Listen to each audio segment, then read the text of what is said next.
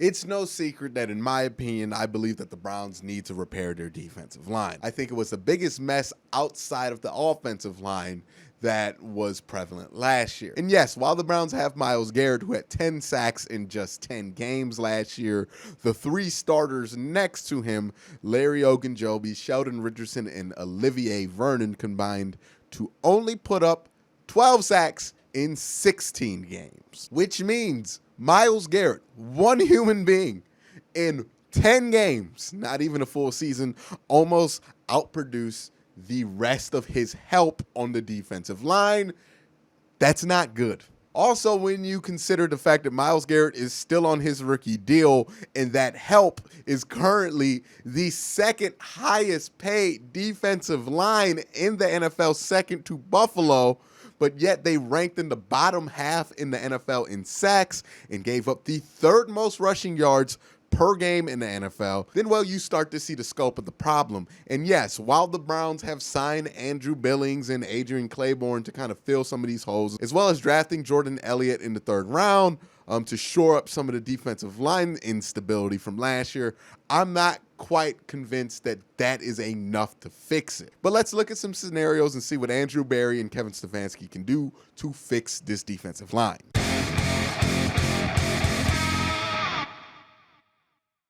Okay, so the first scenario is, let's imagine that the Browns do absolutely nothing and see how that plays out. Now, despite my objection to this, I can actually see the logic in it. The defensive line didn't become a glaring problem until Myles Garrett got suspended, and Myles Garrett will be reinstated for the 2020 season. And it's not just a visual thing that the defense went to crap after Myles Garrett left it. There is compelling evidence to suggest that. In the 6 games that the Browns played without Myles Garrett, the defense got 8 sacks and gave up a mind-blowingly bad 1,043 rushing yards in just 6 weeks. 6 weeks.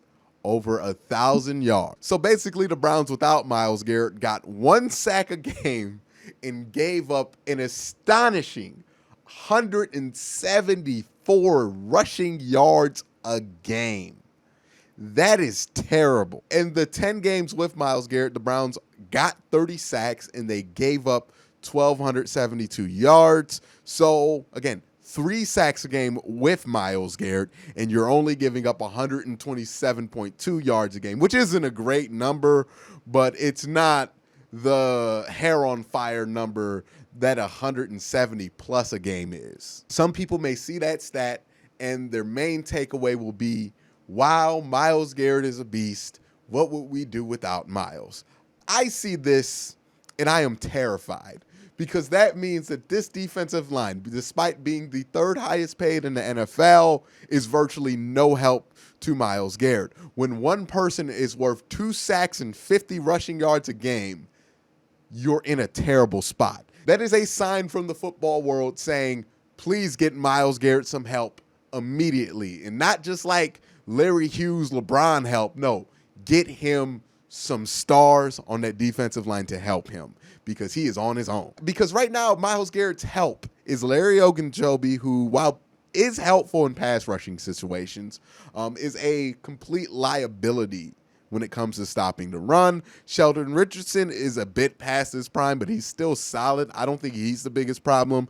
Olivier Vernon was really the big hole in all of this, because he's being paid $15 million and he was worse than Emmanuel Ogbah was last year, and you traded Emmanuel Ogbah to make room for Olivier Vernon, so it's extra bad. So yeah, there's that strategy. You can cross your fingers and hope Myles Garrett puts that Superman cape on and stays healthy for 16 games and carries this defense through the end of the year, and it might work. It might work. Myles Garrett is literally that good. He could do it.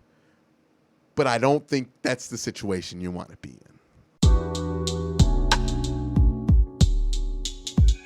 This situation, I think, has been botched by just the local media, quite honestly. First, they mischaracterized Adam Schefter's speculation during a phone interview as a legitimate report about why Clowney didn't accept the offer that the Browns had. And since ESPN Cleveland reported it like that on their Twitter, other outlets picked it up, And then it became a fact that Jadeveon Clowney didn't want to play in Cleveland, and a bunch of hostility from the city of Cleveland was shot in Jadeveon Clowney's direction, probably in his Twitter mentions. So on something you probably needed to get off on a good start with, you didn't get off on a good start. And then secondly, nobody on that interview decided to ask the natural follow-up question to Adam Schefter's speculation, which is, well, what do you think the offer was? How many years? How many million? Is that part of why he doesn't want to accept it? Nope. Nobody asked that. Nobody considered that might be a reason why Clowney didn't want to sign the deal immediately and saw what he can get later. And lo and behold, that's exactly what happened. Jadeveon Clowney was offered $12 million a year, which he's not in a rush to take, which he shouldn't be in a rush to take, because the Browns are holding $15 million a year in Olivier Vernon's cap hold, pretty much in reserve for Jadeveon Clowney if he wants it. So that really does explain why the offer wasn't accepted as of now. So media fumbling and incompetence aside, is Clowney the fit that the Browns need? Absolutely. I did an entire video on it that you can check out here that has all the in-depth numbers. It can show you how impactful Jadeveon Clowney is against the run and how versatile he is. So check that video out if you want to know more about Jadeveon Clowney's potential impact for the Cleveland Browns and fit for the Cleveland Browns and fit with Myles Garrett. But the gist is that he's a versatile run stuffer that can do multiple things that will really help Myles Garrett excel in the upcoming season. Now, the real question isn't if Clowney can help you. I think that answer is obvious. He can help you. The question is, can you still get him? And I don't know. He's in a weird situation with his free agency. It was an uphill battle. I don't think this has gotten off on the right foot. But football-wise, it does make the most sense for him to sign here. Lifestyle-wise, I don't know what's in his mind. I don't know what's in his head. But if he wants to come here, and if he does come here, that would be a great thing for both parties. Everson Griffin is another name that I heard being thrown out there by a lot of people. And Everson Griffin will be 33 years old this season. Last season in Minnesota, he had about 8 sacks. And this doesn't make sense to me in a lot of ways. The main way, if you sign him and replace Vernon, it would really be only a salary cap cut. I don't think you make the team any better with that, because I don't think he's a big difference maker from Olivier Vernon. I think you could probably get more potential out of Olivier Vernon than you can out of an older Everson Griffin. And then on the flip side, if you sign him and keep Olivier Vernon, I really don't see how that helps either, because he's not somebody like Jadeveon Clowney who can play inside and outside very well. Jadeveon Clowney's very good at that and stopping the run from those positions. If you remember when he was in Houston, he played a lot of inside on that 3-4, and that's important because that means that you can run a 4-man front on first down with Myles Garrett, Sheldon Richardson, Jadeveon Clowney, and like an Adrian Claiborne on the other edge, which would fill all the gaps to stop the leakage in the run game. But with Everson Griffin, he can only be on the field if Myles isn't on the field or if Olivier Vernon isn't on the field. And again,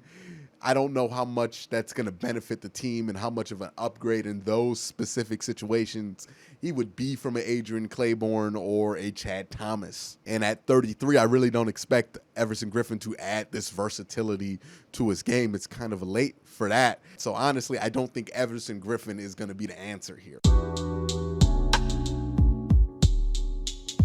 The third option is the most interesting option because it's kind of the option of throwing stuff against the wall and quite honestly trying to see what sticks. Because what I propose as the third option is that the Browns go veteran defensive tackle crazy before training camp and sign Damian Harrison, Snacks, Mike Daniels, and or Timmy Jernigan, and hope that one of those guys alongside Andrew Billings and Larry Ogunjobi can stop the bleeding against the run. Again, the main problem with the Browns defense last year when it comes to the run game was Larry Ogunjobi kind of being picked on inside in the run game.